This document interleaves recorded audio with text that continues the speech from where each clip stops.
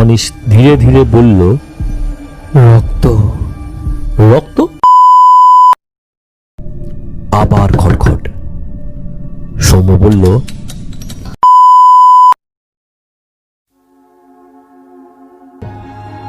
গল্পের সূত্রধার সৌম্য দারোয়ান এবং বাংলোর ম্যানেজারের ভূমিকায় প্রিয়ম, অমিত এবং গল্পের কথকের ভূমিকায় দর্পণ, অনিশের ভূমিকায় সায়ন এবং অন্যান্য চরিত্র যেমন পানগুমটির লোক এবং ধাবার ছেলের ভূমিকায় বুবুন। শুরু হচ্ছে আজকের গল্প, তোপ চাচির বন বাংলো।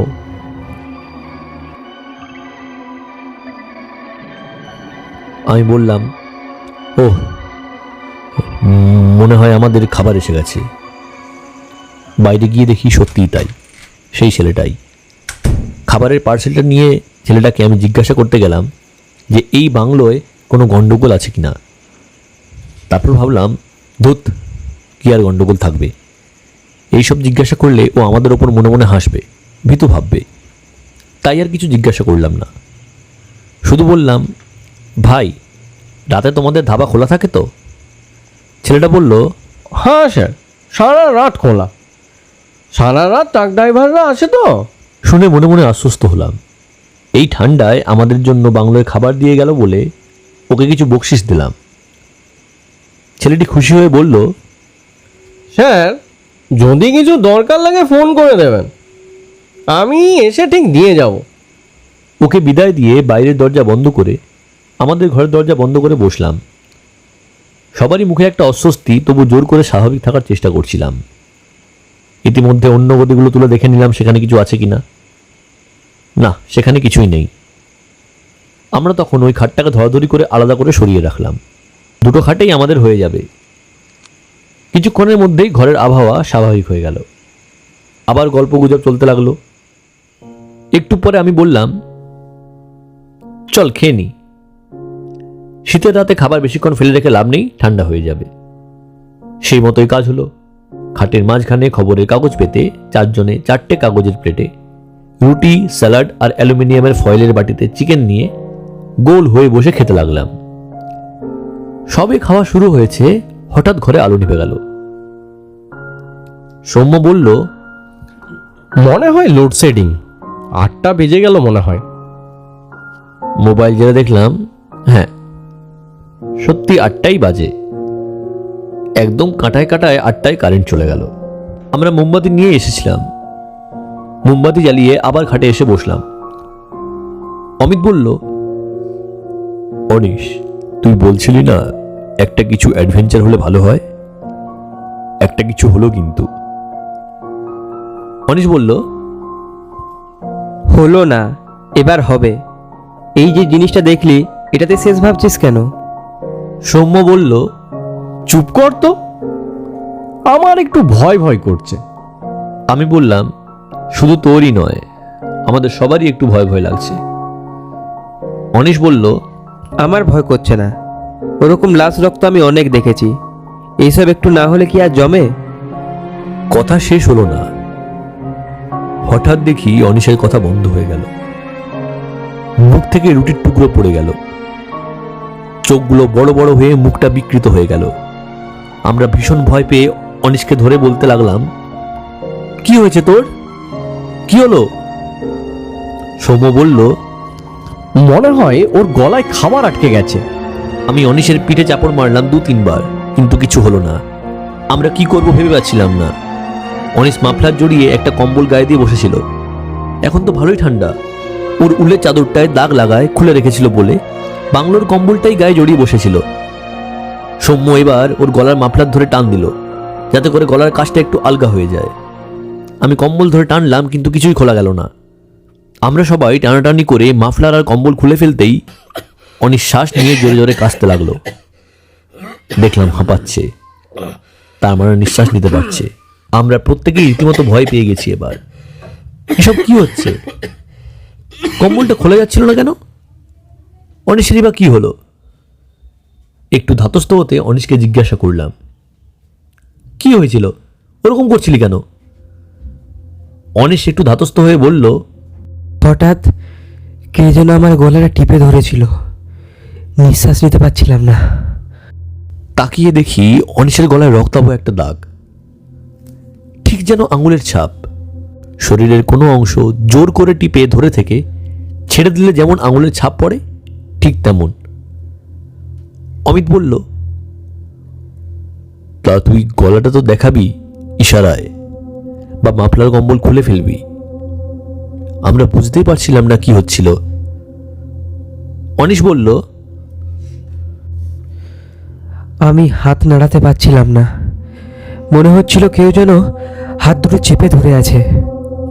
সৌম্য বলল, হয়তো কোনোভাবে মাবলার আর কম্বল টম্বল গলায় পেঁচিয়ে গেছিল। অমিত বলল, তা কখনো হয়? হঠাৎ করে এরকম কি করে জড়াবে যে একদম দম আটকে যাবে? আমি বললাম, ওর গলার দাগটাই বা কি করে এলো? এটা ঠিক হাতের ছাপ। অমিত বলল, এই বাংলোয় ভূত আছে। ভূত শব্দটা আরো নিচু স্বরে বলল। আমরা সবাই চমকে অমিতের মুখের দিকে তাকালাম, কেউ কিন্তু কোনো প্রতিবাদ করলাম না। বললাম, কি করবি এখন? চলে যাবি এখান থেকে? সৌম্য আস্তে আস্তে নিচু স্বরে বলল, চ এখান থেকে পালায়, ধাবায় যাই চল। কাল দিনের বেলা এসে ম্যানেজারকে সব বলবো। কেউ আর কথা বাড়ালো না, উঠে পড়ল। আমরা ব্যাগের মধ্যে টুকিটাকি জিনিসগুলো ভরে যে যেমন ছিলাম ঠিক সেইভাবে মোবাইলটা নিয়ে দরজার দিকে এগোলাম। দরজার লক খুলে টানলাম, কিন্তু দরজা খুলল না। জোরে টানাটানি করলাম, কিন্তু একটু নড়া ছাড়া কিছুই হলো না। বাকিরাও হঠাৎ একসাথে টানাটানি করতে শুরু করলো, কিন্তু কিচ্ছু হলো না। সৌম্য বলল, দরজাটা কে আটকালো? বাইরের দিকে তো কোনো লক ছিল না, তাহলে খুলছে না কেন? অনিশ বলল, আমরা ফেঁসে গেছি, আর বেরোতে পারবো না। আমরা বিপদে পড়েছি, কাল আমাদের লাশ বেরোবে। চমকে উঠলাম, বললাম, পাগল হয়ে গেলি নাকি? কি উল্টোপাল্টা বকছিস? অনিশ কাঁপা গলায় বলল, কেউ বাঁচবো না। বুঝলাম আতঙ্কে ও এরকম হয়ে গেছে। খুব জোরে চিৎকার করলাম, চৌকিদার, চৌকিদার! কিন্তু কোনো সাড়া শব্দ নেই। সবাই এবার চিৎকার করতে লাগলাম, কিন্তু আমাদের গলার স্বর ছাড়া আর কোনো শব্দ নেই। সৌম্য বলল, চৌকিদার, চৌকিদার, চৌকিদার! চৌকিদার! সৌম্য বলল, না, চেঁচিয়ে কোনো লাভ নেই, চৌকিদার সাড়া দেবে না। অমিত বলল, কেন? সৌম্য বলল, দেখলি না, ও তখন দরজার বাইরে থেকে আমাদের কথা শুনতে পাচ্ছিল না, আর এখন অত দূরে নিজের ঘরে দরজা জানলা বন্ধ করে শুয়ে আছে। ও কি আর আমাদের ডাক শুনতে পায়? আমার তবু মন মানল না। দরজায় জোরে জোরে ধাক্কাতে লাগলাম আর চৌকিদারের নাম ধরে ডাকতে লাগলাম, চৌকিদার, চৌকিদার, চৌকিদার! তারপর মনে পড়ল, এটা তো আমাদের ঘরের দরজা। এরপর আছে সদর দরজা, তারপর অনেকটা দূরে চৌকিদারের ঘর। কোনো আশা নেই। তবুও বাইরের কিছু শোনা যায় কিনা এই ভেবে দরজায় কান পাতলাম, আর তাতেই আমার শরীরের রক্ত জল হয়ে গেল। ড্রয়িং রুম থেকে একটা ধস্তাধস্তির আওয়াজ আসছে, তার সঙ্গে একটা গোঙানির আওয়াজ। কান দিয়েই রইলাম ব্যাপারটা ভালো করে বোঝার জন্য। হঠাৎ দরজার ওপর কি যেন একটা আছড়ে পড়লো, আর দরজাটা আঁচড়াতে লাগলো, যেন কেউ দরজাটা খুলতে চাইছে কিন্তু পারছে না। আমি চমকে দরজা থেকে সরে এলাম। সবাই আমার দিকে আতঙ্কে চাউনি নিয়ে চেয়ে রইল। আমি শুধু দরজার দিকটায় আঙুল দিয়ে দেখিয়ে দিলাম, বললাম, দরজার ওপাশে কেউ আছে। কেউই আর কান পাতার সাহস পেল না।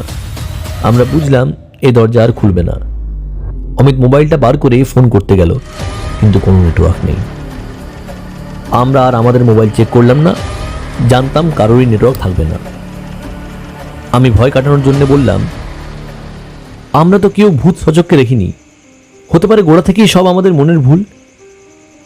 অমিত বলল, কিছু নেই তো দরজাকে আটকালো, দরজার বাইরে কে রয়েছে, অনিশের কি হয়েছিল, আর ওই রক্তই বা এলো কোত্থেকে? বললাম, হয়তো দরজাটা কোনোভাবে আটকে গেছে, বাইরে বেড়াল টেড়াল থাকতে পারে, অনিশের হয়তো গলায় মাফলার কোনো রকমভাবে পেঁচিয়ে গেছিল, আর রক্ত হয়তো ওটা নয়, হয়তো সসের বোতল উল্টে গেছিল ওই পিকনিক পার্টিদের, আর গদির দাগ লুকোতে ওরা হয়তো গদি উল্টে দিয়েছিল। সৌম্য বলল, আর ছুরিটা?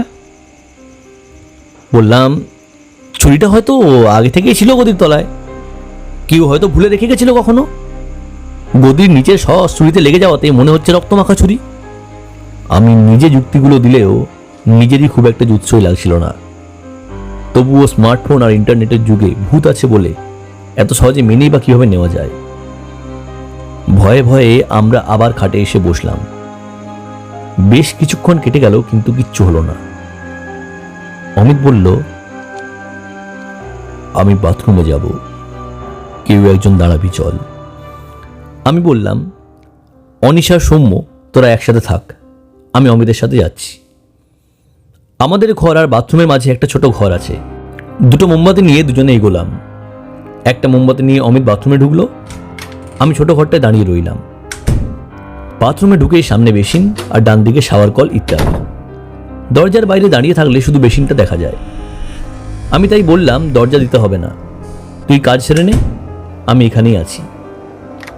কোত্থেকে যে হাওয়া ঘরে ঢুকছে জানি না, মোমের শিখাটা মাঝে মাঝে নিভু নিভু হয়ে যাচ্ছে। দরজা জানলা তো সব বন্ধই আছে। অমিত বেসিনের ওপর মোমবাতি বসিয়ে কাজ সেরে বেসিনে এসে হাত ধুতে গিয়ে কলটা যেই খুলল, তা দিয়ে জল পড়ল না। তার বদলে একটা তীক্ষ্ণ আওয়াজ ভেসে উঠল, যেন কেউ তীব্র আর্তনাদ করে উঠল। অমিত এক লাফে চমকে পেছনে চলে এলো। অমিতের হাত লেগে মোমবাতি পড়ে গেছে মেঝেতে, ওর মোমবাতি নিভে গেছে। আমার দিকে পিট করেছিল অমিত। ওর হাত লেগে মোমবাতি পড়ে যাওয়ার পর আমার মোমের আলোয় ওর ছাওয়াটা বেসিনের সামনের আয়নায় পড়ল। আমি চমকে গেলাম, এ কি, এ কার ছায়া?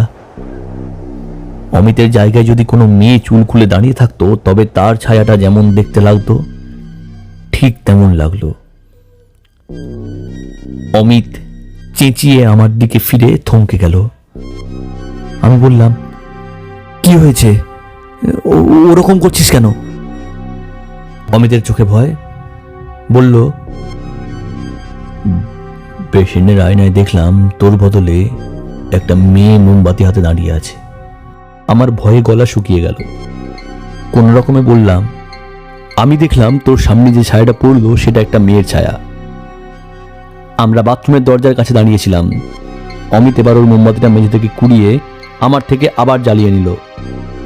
আলো বেড়ে যাওয়াতে আর দুজনে কাছাকাছি থাকাতে একটু সাহস বাড়ল। এক মুহূর্ত আমরা চুপ করে দাঁড়িয়ে রইলাম, যদি কিছু শোনা বা দেখা যায়। কিন্তু না, কোনো আওয়াজ নেই। অমিত বলল, ওটা কার চিৎকার ছিল তখন? আমি বেসিনের কলের দিকে চাইলাম, আর্তনাদটা ওইখানটা থেকে এসেছিল। আমি বললাম, ওটা আমাদের মনের ভুল হতে পারে, আমাদের স্নায়ু এখন দুর্বল হয়ে আছে, তাই হয়তো ভয় পাচ্ছি শুধু শুধু। তুই মুখে যখন জল দে, দেখবি ফ্রেশ লাগছে। অমিত কলটার দিকে এগিয়ে গেল। কল খুলতেই শোঁ শোঁ করে একটা আওয়াজ বেরোলো। পাইপে হাওয়া ঢুকে গেছে। দুজনেই স্বস্তি পেলাম। এই আওয়াজকেই আমরা আর্তনাদ ভেবেছি। কিছুক্ষণ কলের তলায় হাত পেতে থেকেও যখন জল পড়ল না, তখন অমিত একটা আঙুল কলের মুখে ধরলো, যাতে কলের মুখ থেকে হাওয়া বেরোচ্ছে কিনা বোঝা যায়। এমন সময় ঘটনাটা ঘটল। হঠাৎ কলটা ভ্যাকিউম ক্লিনারের মতো অমিতের আঙুলটা টেনে নিল। ও হাতটা ঝট করে টেনে নিতে চাইল, কিন্তু আঙুল আগেকার দিনের পিতলের কলের মুখে আটকে গেছে। অমিত চিৎকার করে উঠল, আহ আহ আহ আহ! আমি ঘটনার আকস্মিকতায় হতভম্ব হয়ে গেছিলাম। ঘটনাটা কয়েক সেকেন্ডের মধ্যে ঘটেছিল। আমি এগিয়ে গিয়ে অমিতের হাত ধরে টান লাগালাম। তাতে অমিত আরো জোরে চেঁচিয়ে উঠল। আমিও চেঁচালাম, সৌম্য, সৌম্য, অনিশ! সৌম্য অনিশ দৌড়ে এলো। অনিশ রীতিমতো কাঁপছে। একে ওর ওপর এই ঘটনা ঘটেছে, তার উপর এই দৃশ্য। সৌম্য এবার হাত লাগালো। এক ঝটকায় অমিতের হাত কলের মুখ থেকে খুলে বেরিয়ে এলো। আঙুলটা টকটকে লাল হয়ে গেছে, কিন্তু কোনো রক্ত বেরোয়নি। মনে হচ্ছে কেউ যেন আঙুলটা চিবিয়েছে, ঠিক যেমন বাচ্চারা পেন্সিল চিবোয়। চারজনে একসঙ্গে ঘরে ফিরে এলাম। সঙ্গে ডাক্তার থাকার সুবিধা আছে। সৌম্য, অনিশ দুজনেই ডাক্তার। সৌম্য ওর কিট ব্যাগ থেকে মলম বার করে অমিতের হাতে লাগিয়ে দিল, আর একটা পেন কিলার খাইয়ে দিল। অমিত একটু ধাতস্থ হতে জিজ্ঞাসা করলাম, কি হলো? অমিত বলল, আঙুলটা এমনি এমনি আটকায়নি, ওটা যেন কেউ টেনে নিয়ে চিবোচ্ছিল। এবার আমরা নিশ্চিত হয়ে গেলাম এই ঘরে কোনো আত্মা আছে। এমন সময় হঠাৎ করে মোমবাতিগুলো সব হাওয়ায় নিভে গেল। সৌম্য বিছানায় হাত রেখে মোবাইলটা ছুঁতেই স্ক্রিনটা জ্বলে উঠল। ঘরটায় মোবাইলের স্ক্রিনের হালকা আলো আবছা এক ভুতুড়ে পরিবেশের সৃষ্টি করল। এই আলোয় দেখলাম ড্রেসিং টেবিলের সামনের টুলে একজন আমাদের দিকে পিঠ করে বসে আছে। তার সামনের আয়নায় তার কোনো প্রতিচ্ছবি নেই, সেখানে শুধু দেখা যাচ্ছে আমরা চারজন ভয়ে সিটিয়ে আছি। না, কোনো ভুল নেই। আমরা দেখছি একটা মেয়ে খোলা চুলে আমাদের দিকে পিঠ করে বসে আছে, পরনে একটা নাইটি। আমাদের হাড় হিম হয়ে গেল। সৌম্য বা আমরা কেউই মোবাইলের টর্চটা জ্বালার কথা ভাবতে পারলাম না। এতক্ষণ যার উপস্থিতি টের পাচ্ছিলাম, এবার তাকে দেখতে পেলাম। কয়েক সেকেন্ড পরই মোবাইলের স্ক্রিনটা নিভে গেল, আর ঘরটা পুরো অন্ধকার হয়ে গেল। আমরা কি করব ভাবছি, আমাদের মোবাইলগুলো কোথায় আছে হাতড়াতে লাগলাম। হঠাৎ ধপ করে একটা শব্দ পেলাম। টেবিল হাতে ঝট করে মোবাইলের টর্চটা জ্বালালাম। বাকি সবাইও মোবাইলের টর্চ জ্বাললো। ঘরটা এবার অনেকটা আলো হলো। দেখি সৌম্য মাটিতে পড়ে আছে, আর সেই মেয়ে নেই। ঘরে আমরা ছাড়া আর কেউ নেই। সৌম্যকে সবাই মিলে ধরাধরি করে খাটে এনে শুয়ে দিলাম। দেখি ওর চোখ মুখ নীল হয়ে গেছে। ফর্সা মুখে রক্তের কোনো আভাস নেই। দুগালে হালকা করে থাপ্পড় মারতে লাগলাম, আর মুখে জল ছেটাতে লাগলাম। অনিশ ওর মুখটা জোর করে ফাঁক করলো। দাঁতি লেগে যাওয়ার জন্য মুখ খোলা যাচ্ছিল না। ও মুখ খুলতেই চমকে গেলাম। মুখের মধ্যে দলা পাকিয়ে পড়া রয়েছে একটা রুমাল। তাড়াতাড়ি রুমালটা বার করলাম, মুখে চোখে জল ছেটাতে লাগলাম, আর ওকে ঝাঁকাতে লাগলাম। এবার সৌম্যর জ্ঞান ফিরল। জ্ঞান ফিরতেই ও ধর্মর করে উঠে বসলো। আমরা জিজ্ঞাসা করলাম, কি হয়েছিল? তোর মুখে রুমাল ঢুকলো কি করে? ও শুধু মাথা নাড়ল, বলল কিছুই জানে না। যখন আলো নিভে গেল, ও শুধু বুঝলো যে ও শ্বাস নিতে পারছে না, গলায় কিছু একটা আটকেছে, আর নাকটা কেউ যেন চেপে ধরেছে। তারপরই সে জ্ঞান হারায়, আর কিচ্ছু মনে নেই। আমরা চারজনই এবার কাঁপতে লাগলাম। বুঝলাম এই ঘরে যে আত্মা আছে সে আমাদের সহ্য করতে পারছে না, আমাদের অনিষ্ট করবেই। আমরা বুঝলাম এর সাথে হয় যুঝতে হবে, নয় মরতে হবে। যা হোক করে রাতটা যদি কাটিয়ে দিতে পারি, তবে আমরা বেঁচে যেতে পারবো। কিন্তু রাত কাটবে কি করে? এই তো সবে শুরু। এখন কটা বাজবে? বড়জোর 11টা বা 12টা। শীতের দিন বলে অনেক তাড়াতাড়ি সন্ধে হয়েছে, তাই এখন অনেক রাত বলে মনে হচ্ছে, কিন্তু আসলে বেশি রাত হয়নি। মোমবাতি জ্বালাতে গেলাম, কিন্তু যতবারই মোমবাতি জ্বালানোর চেষ্টা করি ততবারই নিভে যায়। শেষে বুঝলাম এই মোমবাতি আর জ্বলবে না। আমরা ঠিক করলাম মোবাইল জেলে খাটের মাঝখানে আমরা একে অপরের দিকে পিঠ করে বসে থাকবো, আর কথা বলে যাব, যাতে কেউ বিপদে পড়লে বুঝতে পারি, বা বিপদ কোন দিক থেকে আসছে বুঝতে পারি। আমি বেশ বুঝতে পারছিলাম এবার আমার পালা। সবার সাথেই কিছু না কিছু ঘটেছে, আমার সাথে এখনো কিছু ঘটেনি, তাই আমি যে পরের নিশানা তা নিয়ে কোনো সন্দেহ নেই। ভয়টা আরো বেড়ে গেল। কিন্তু ভয় পেয়ে বা কি করব? আমাদের কিছুই করার ক্ষমতা নেই। যা হবে ফেস করতে হবে। ওইভাবে অনেকক্ষণ বসে থাকার পরও কিছুই হলো না। আমাদের বেশি কিছু বলার মানসিক অবস্থা ছিল না, শুধু এরপর কি হলে কি করা যায় এই কথাই বলছিলাম। কিন্তু কতক্ষণ আর বকা যায়? তাই কিছুক্ষণ পরই কথা কমে গেল। এইভাবে অনেকক্ষণ কেটে গেল। আমাদের ভয়টা কিছুটা কেটে গেছিল ততক্ষণে। একটু যেন ঝিমুনি এসে গেল। আমরা মানসিকভাবে এতই বিপর্যস্ত ছিলাম যে আসলে কিছু ঘটছে না আমরা ঘুমের মধ্যে স্বপ্ন দেখছি তাও বুঝতে পারছিলাম না। আমাদের মোবাইলের চার্জ শেষ হতে লাগলো। একে তো সবাই সেই সকালে বেরিয়েছি, তারপর সারাদিন চার্জ দেওয়ার সুযোগই পাইনি। অমিত বলল, আমার বেশি চার্জ নেই মোবাইলে। আমরাও দেখলাম আমাদেরও প্রায় একই অবস্থা। তখন ঠিক করলাম সবাই একসাথে না জেলে এক এক করে মোবাইলের টর্চটা জেলে রাখবো, তাহলে অনেকক্ষণ আলো থাকবে। কিন্তু তাহলেও পুরো রাত কাটবে না। প্রথমে অনিশর মোবাইলের টর্চ জ্বালিয়ে রাখলো। অনিশেরটা একসময় নিভে গেল, তারপর অমিত, সৌম্য করে আমি শেষে আমারটা জ্বালালাম। কিছুক্ষণ জ্বালিয়ে রাখার পর যখন আর 10% চার্জ বাকি, তখন আমি ভাবলাম এবার আলোটা নিভিয়ে দিই। জেলে থাকলে এমনিতেও সারা রাত কাটবে না, বরং একটু চার্জ রেখে দিলে কোনোভাবে যদি নেটওয়ার্ক পাওয়া যায় তাহলে সাহায্য চাইতে পারবো।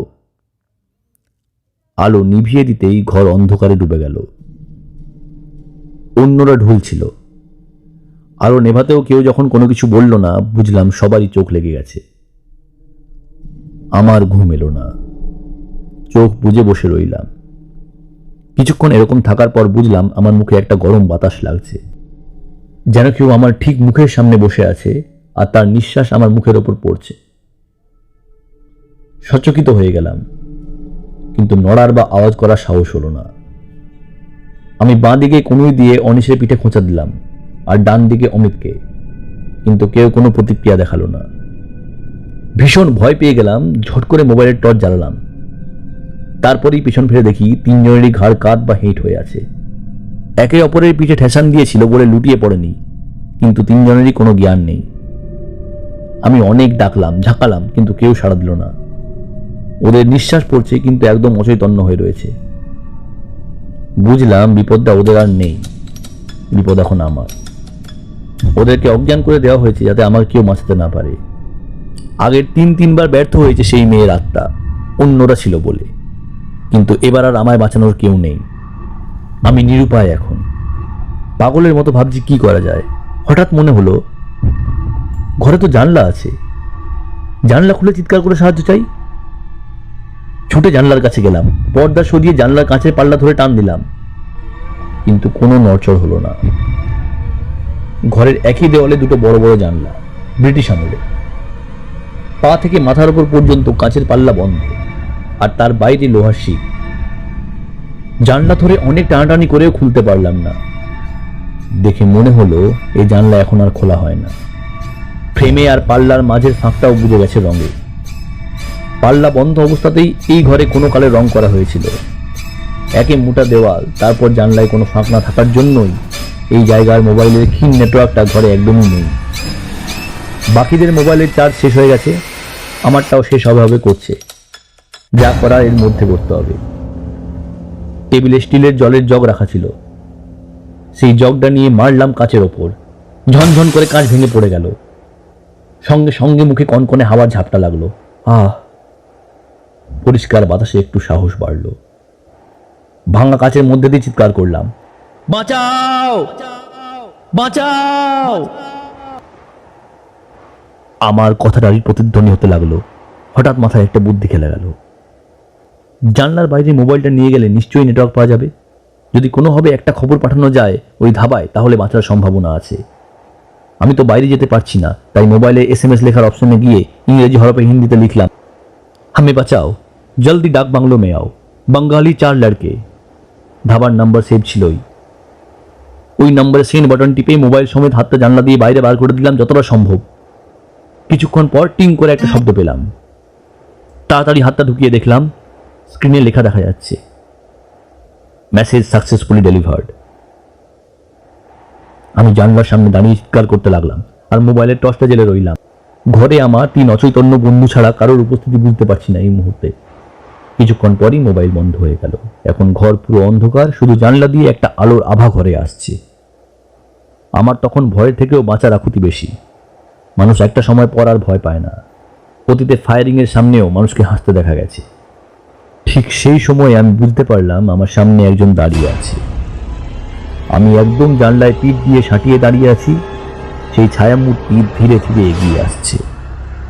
অস্পষ্ট দেখলাম একটা যুবতী মেয়ের অবয়ব। মুখটা পরিষ্কার দেখা যাচ্ছে না, আলো খুবই ক্ষীণ, খোলা চুল মুখের ওপর এসে পড়েছে।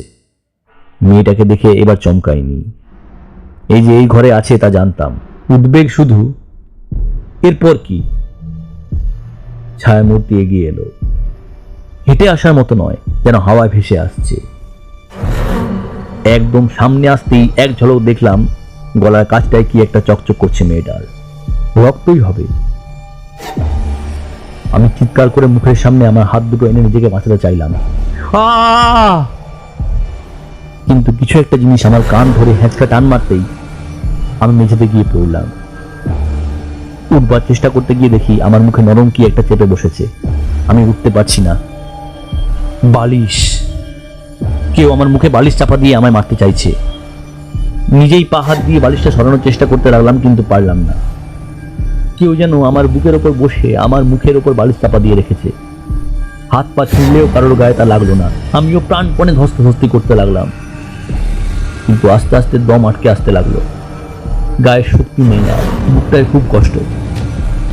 আস্তে আস্তে সব বোধ পেতে লাগলো। এই সময় দূরে মনে হলো কারোর গলার আওয়াজ শোনা গেল। হঠাৎ মনে হলো বালিশের চাপটা কমে গেল, মুখের ভারটাও সরে গেল। জোরে বাতাস টেনে নিলাম নাক মুখ দিয়ে। মুখে তখনও বালিশ চাপা। চোখের কোণ দিয়ে আলো ঢুকছে। ঘরটা আলোয় ভরে গেছে। আমি জ্ঞান হারানোর আগে শুধু বুঝলাম কারেন্ট চলে এসেছে। ক্ষীণ শোনা যাচ্ছে বেশ কয়েকজন লোকের গলা। আস্তে আস্তে গলার আওয়াজ বাড়তে লাগলো। জ্ঞান ফিরে দেখি ড্রয়িং রুমের সোফায় শুয়ে আছি। আমার মাথার গোড়ায় দাঁড়িয়ে ম্যানেজার, চৌকিদার আর কয়েকজন স্থানীয় লোক ও ধাবার সেই ছেলেটা। আমার বন্ধুরা অন্য সোফাগুলোয় বসে। অনিশ জিজ্ঞাসা করলো, কিরে, ঠিক আছিস তো? আমি বললাম, হ্যাঁ, শুধু মাথাটা একটু ব্যথা। ধাবার ছেলেটাকে জিজ্ঞাসা করলাম, তুমি কখন এলে? কি হয়েছিল? ছেলেটা বলল, স্যার, আপনাদের SMS পেয়েই আমরা বুঝলাম আপনারা কোনো বিপদে পড়েছেন। তখন আমি আমাদের ধাবারই দুটো ছেলেকে নিয়ে বাইকে করে ম্যানেজার বাবুর বাড়ি গেলাম। ওনার বাড়ি কাছেই। ম্যানেজার বাবুকে নিয়ে বাংলোয় এসে দেখি চৌকিদার নিজের ঘরে ঘুমোচ্ছে। ওকে তুলে নিয়ে এসে দেখি বাংলোর সামনের দরজা বন্ধ, পুরো বাংলো অন্ধকার। তখনই কারেন্ট চলে গেল। আপনাদের অনেক ডাকাডাকি করেও কোনো সাড়া পেলাম না। তখন আমরা আপনাদের ঘরের জানলায় উঁকি দিয়ে দেখলাম, আপনাদের দেখতে পেলাম না। তখন অন্য ঘরগুলো খুঁজতে গিয়ে দেখে পাশের ঘরের মেঝেতে আপনি পড়ে আছেন, আর ওই স্যাররা বিছানায় এদিক ওদিক পড়ে আছেন। তখন সবাই মিলে ধাক্কা দিয়ে দরজা ভেঙে বাংলোয় ঢুকলাম। আপনাদের ঘরের দরজা খোলাই ছিল। সঙ্গে সঙ্গে আপনাদের ঘর থেকে বার করে ড্রয়িং রুমের সোফায় শোয়ালাম। মুখে চোখে জল দিয়ে এক এক করে আপনাদের জ্ঞান ফেরালাম। ওই স্যাররা আগেই জেগে গেছেন, আপনি শেষে জাগলেন। ম্যানেজার এবার কথা বললেন, ওই বাবুদের মুখে অনেকটাই শুনেছি, তারপর কি হলো? অনিশ, অমিত আর সৌম্যও কাছে এলো। আমি সবিস্তারে বললাম কি কি হয়েছিল। তারপর ওই ঘরের দিকে ভয়ে ভয়ে তাকালাম। সৌম্য বলল, ঘরে এখন কিচ্ছু নেই। আমরা সবাই মিলে একটু আগেই দেখে এলাম, কোনো রক্ত টক্ত কিচ্ছু নেই। ম্যানেজারকে জিজ্ঞাসা করলাম, ব্যাপার কি? এই বাংলোয় যে ভূতের উপদ্রব আছে আপনি জানতেন না? ম্যানেজার আস্তে আস্তে ঘাড় নাড়ল। অমিত রেগে গিয়ে বলল, এরপরেও আপনি আমাদের থাকতে দিলেন? আমাদের যদি কিছু হয়ে যেত? ম্যানেজার খুবই কুণ্ঠিত হয়ে বলল, গোলটি আমার হয়েছে মানছি, লেকিন জান বুঝকে আমি বিপদে ফেলিনি। অনিশ বলল, জান বুঝগে মানে? আপনি জানেন ভূত বেরোয়, তবু আমাদের কিছু বললেন না কেন? ম্যানেজার বললেন, ও আটটা তো রোজই দেখাই দেয় না, ওর সির্ফ উস কমরে মে হি দিখাই দেয়। আপনাদের তো মানাই করেছিলাম আপনা কামরা থেকে না নিকলতে। সৌম্য বলল, রোজ নয় তো কবে কবে দেখা দেয় শুনি? ম্যানেজার বলল, साल में सिर्फ एक बार, ये 26 जनवरी रात को। কেন? उसी दिन वो लड़की का खून হয়েছিল इसी कमरे में। বললাম, প্রতি বছর এই দিন ওই আত্মা জেগে ওঠে?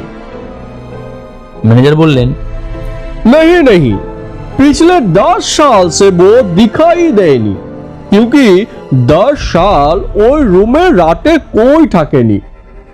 এখন सिर्फ दिन में पिकनिक पार्टी के भाड़ा দেওয়া হয়। 20 साल पहले जब खून হয়েছিল তার ঠিক 1 साल बाद वो पहले बार दिखाई দিয়েছিল। তারপর আমরা 26 जनवरी में देखताम कि ये लोग आत्मा देखने का शिकायत करता है, लेकिन तब हमारे कमरे में लोग थकत और बिजली भी थकत, इसलिए ज्यादा गड़बड़ी है नहीं। और एक बात, ये आत्मा कभी कोई फैमिली वालों को दिखाई देनी, ये सिर्फ लड़का लोगों को दिखाई देता। लगता है इस आत्मा को गुस्सा लड़कों का ही ऊपर आछे। 10 साल पहले एक लड़का अकेले ये रूम में 26 जनवरी राते छिलो। अगले दिन सुबह उसका लाश मिला था। उसके बाद बांग्ला का बदनामी हो गया। लोग इखाने आशा बंद कर दिल। अब रात में तो कभी कभी भी क्यों থাকে। কাল जब আপনারা বললেন কি থাকবো, তবে আমি ভাবলাম আপনারা 4 জন আছেন আর दूसरा वाला কামরাতে আছেন তো কিছু প্রবলেম হবে না। সৌম্য বলল, আচ্ছা ঘটনাটা কি ঘটেছিল? बताता हूँ, पहले चाय पी लीजिए। ততক্ষণে ভোরের আলো ফুটতে শুরু করে দিয়েছে। চৌকিদারও কখন দেখি সবার জন্য চা করে এনেছে। চা খেতে খেতে গল্প শুনতে লাগলাম। ম্যানেজার বলতে লাগলো, বহুদিন সব মনে আছে। आज तो 27 जनवरी আছে, वो दिन भी 27 जनवरी भी ছিল। आज से ठीक 20 साल पहले की बात है। 26 जनवरी দুটো লড়কা লড়কি এই বাংলোতে এসেছিল। বলেছিল ওরা হাজবেন্ড ওয়াইফ আছে, ঘুমোতে এসেছে। वो लोग भी বাঙালি ছিল। पता দিয়েছিল বর্ধমান का। बाद में मालूम হয়েছিল কি নাম পাটা ঝুট ছিল। ওরা কলকাতা থেকে এসেছিল, ওর হাজবেন্ড ওয়াইফ भी ছিল না। তবে ইহা अच्छा खासा टूरिस्ट लोग ठहरतो। तो হলো কি अगले दिन यानी 27 तारीखे सुबह सुबह ही वो लड़का रूम से निकले गल। बोलो कि लेक के पास मॉर्निंग वॉक करते जाच्छी। हम लोग कुछ भी संदेह करलाम ना, कारण बहुत लोग ही जाते हैं। लेकिन अनेक देर तक वो वापस एलो ना और रूम से वो लड़की भी बेर हलो ना। तब हमें संदेह हलो। उनके रूम के दरवाजे पे नॉक करलाम, लेकिन जवाब एलो ना। दरवाजा लॉक छिलो। वो लड़का बाहर से लॉक करे गेछिलो। तब दरवाजे पे एमन लॉक छिलो कि बाहर से चाबी से लॉक हो तो, लेकिन अंदर से चाबी लगतो ना। 10 बजे से 11 बजे तक दरवाजा अनेक धक्कालाम, चिल्लालाम, लेकिन दरवाजा खुललो ना। हम उस लड़के को ढूंढते लेकर दिखे आदमी भेजलाम, लेकिन कोई मिला नहीं। हमारा पास रूम का डुप्लीकेट चाबी छिलो, लेकिन समझे गेछलाम कि कुछ गड़बड़ है। तो हम लोग पुलिस के खबर दिलाम। पुलिस आने के बाद डुप्लीकेट चाबी से दरवाजा खुललाम। पुलिस के पीछे पीछे आमी और ये रामचरण भी ढुके छिलाम। घर पूरा अंधेरा छिलो। रामचरण सब खिड़की खुले दिलो, बत्ती भी जलिए दिलो। फिर भी देखी कि कोई बिस्तर पर लेटा हुआ है। पूरा शरीर कंबल से ढेके छिलो, मुंह देखते पाच्छिलाम ना। फिर पुलिस ने कंबल हटाया तो देखा कि राम राम, वो याद करने पर आज भी तबीयत खराब हो जाए। ম্যানেজারের চোখ বিস্ফারিত, গলা কেঁপে যাচ্ছিল বলতে বলতে। আমরা সবাই চুপ। কি একটা অচেনা পাখির ডাক ছাড়া কোনো শব্দ নেই। আমাদের ধৈর্য ধরছে না। বললাম, তারপর? ম্যানেজার আবার বলতে শুরু করলো, देखे कि वो लड़की के बदन पर ताकिया रखा छिलो, गला पूरा काटा हुआ था, पूरा बिस्तर खून से भीगे छिलो। ताकिया हटने पर देखलाम उसका आंख खुला, मुंह खुला हुआ है, मुंह के अंदर रुमाल ठूसा हुआ है। वो इतना भयानक दृश्य था कि आमी बोलते पारबो ना अपना देखो के। उसका बदन पूरा सफेद हो गिয়েছিল, सारा खून निकले गिয়েছিল। उसे पहले तकिया दबा के सांस रोक के मेरे छिलो, फिर रुमाल मुंह के अंदर डाल के गला भी केटे दिए छिलो, श्योर होने के लिए। অমিত জিজ্ঞাসা করলো, তারপর? খুনি ধরা পড়েনি? हाँ, धरा तो पड़बे, पुलिस से भेगे जाबे कोठाय। एक हफ्ता के अंदर ही पुलिस ने उसको पकड़ा। वो लड़का माना के वो ही खून করেছিল। আমি জিজ্ঞাসা করলাম, তারপর? মেয়েটা সম্বন্ধে কিছু জানতে পারলেন? কে ওই মেয়ে? কেনই বা ওকে খুন করলো? ম্যানেজারের মুখটা একটু উদাস হয়ে গেল। বলল, हाँ, मैं गवाही दीते कोर्ट गेছিলাম। তখন उस लड़की के बारे में मालूम হয়েছিল। वो दोनों कलकत्ता থেকে এসেছিল। लड़की के माँ बाप ছিল না, मामा के घर पर रहती थी। मामा गरीब ছিল, एक तो टेलरिंग का दुकान ছিল। लड़की का नाम ছিল मिताली मंडल। मिताली मामा का दुकाने सिलाई का काम करतो और ये लड़का कोई दीपक करके था। लड़का गारमेंट्स का बिजनेस करता। वही सिलसिले में मिताली से परिचय और दोस्ती হয়েছিল, फिर प्यार হয়েছিল। लेकिन कुछ दिन बाद ही उनमें अनबन शुरू হয়ে গিয়েছিল, क्योंकि लड़का पैसा वाला ছিল और कोई अमीर लड़की से बाद में दोस्ती হয়েছিল। तब लड़का दूसरी लड़की से शादी करबे ठीक করেছিল। लेकिन मिताली भी शादी के लिए दबाव दिच्छिल। एक दिन मिताली ने दीपक और दूसरी लड़की को एक साथ देखे लिए छिलो, फिर उनमें बहुत झगड़ा हो गेलो। मिताली दीपक के बोलो कि दीपक यदि दूसरी लड़की के साथ शादी करने का सोचे ताहले मिताली उस लड़की के घर जाके सब बता देगी। मिताली दीपक के प्यार में इतना ही पागल थी कि उनका किसी भी कीमते छोड़ते चाहनी, क्योंकि दीपक दिखने में भालो छिलो, पैसा भी छिलो। मिताली के जैसे गरीब लड़की काछे वो राजकुमार थे के कम नहीं छिलो। पर दीपक का मिताली से 2 दिन का मोह केटे गेछिलो, जब दूसरे लड़की उसका जीवन में एसेछिलो। फिर दीपक ने सोचा कि मिताली के दुनिया से ही हटिए देवे। किसी भी लोगों को पता नहीं था मिताली और उसको बारे में।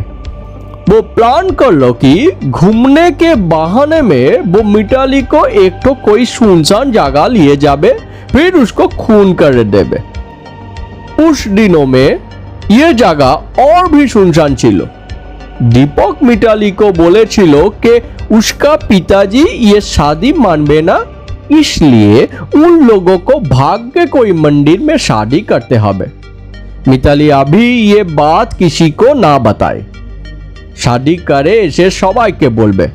मिताली भी दीपक के विश्वास करे घर छोड़ के বেরিয়ে পড়লো।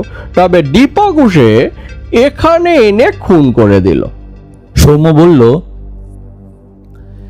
दीपक ধরা পড়লো কি করে?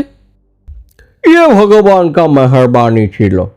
लड़कीर एक हैंडबैग छिलो, उसके अंदर इस लड़के का दिया हुआ एक पेंडेंट छिलो। पेंडेंट का बक्स के ऊपर जिस दुकान से खरीद करे छिलो उसका छाप छिलो। वो दुकान में पुलिस पूछताछ करे उस दुकान के बिल से लड़की को घर का फोन नंबर पाया। फिर तो उसे पकड़ते ही सब पेरिए गलो। उसका उम्र कट हो गलो, लेकिन इस लड़की की आत्मा इस घर में रोए गलो। আমাদের আরো ঘোরার প্ল্যান ছিল, কিন্তু এই ঘটনার পর আর বেড়ানোর মানসিকতা ছিল না। সকাল সকালই আমরা তোপচাঁচি ছেড়ে বেরিয়ে পড়লাম। ট্রেনে ফিরতে ফিরতে আমরা চুপ করে গত রাতের কথাই ভাবছিলাম। আজ এত লোকজন দিনের আলোর মাঝে ওই ঘটনাগুলো স্বপ্ন বলেই মনে হচ্ছে, কিন্তু এটা সত্যি যে মেয়েটার আত্মা ওই ঘরে আটকে আছে এত দিন। আরও কতদিন থাকবে কে জানে।